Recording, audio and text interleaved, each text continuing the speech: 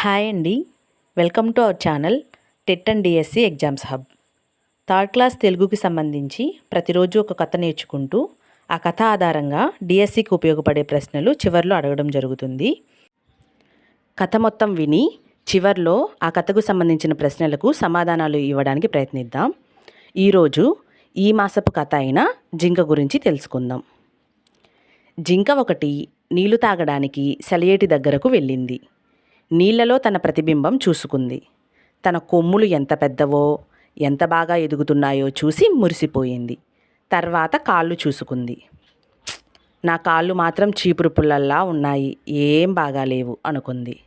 ఇంతలో హఠాత్తుగా ఒక సింహం తన మీదకు దూకబోవడం చూసింది. జింక భయంతో రివ్వున దూసుకుపోయింది. అది అలా పారిపోతూ అడవిలో చెట్ల గుబురుల్లోకి వెళ్ళిపోయింది.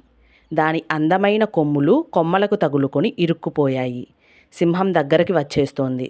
జింక కొమ్ములు వదిలించుకోవడానికి ఎంతో ప్రయత్నం చేసింది. అదృష్టవశాత్తు సింహం మీద పడే లోపలే కొమ్ములు బయటపడ్డాయి.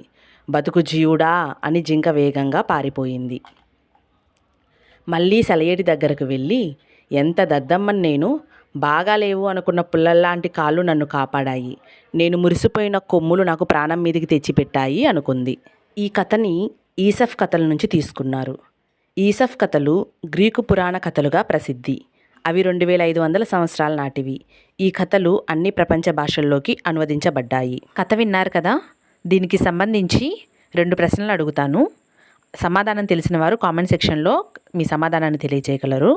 అలాగే దీనికి సంబంధించి పూర్తి ఎగ్జామ్ రాయాలి అనుకుంటున్న వారు డిస్క్రిప్షన్లో మరియు కామెంట్ సెక్షన్లో ఉన్న టెలిగ్రామ్ ఛానల్లో జాయిన్ అయ్యి ఫ్రీ ఎగ్జామ్స్ రాసుకోగలరు. మొదటి ప్రశ్న, జింక సెలయేటి నీళ్లలో తన ప్రతిబింబాన్ని చూసుకున్నప్పుడు వేటిని చూసి మురిసిపోయింది?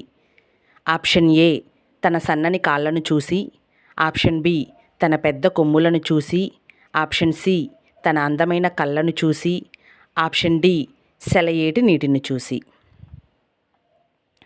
రెండవ ప్రశ్న, ఈసఫ్ కథలు ఏ దేశపు పురాణ కథలుగా ప్రసిద్ధి పొందాయి? ఆప్షన్ ఏ, భారతీయ పురాణ కథలు. ఆప్షన్ బి, గ్రీకు పురాణ కథలు. ఆప్షన్ సి, రోమన్ పురాణ కథలు. ఆప్షన్ డి, చైనా పురాణ కథలు.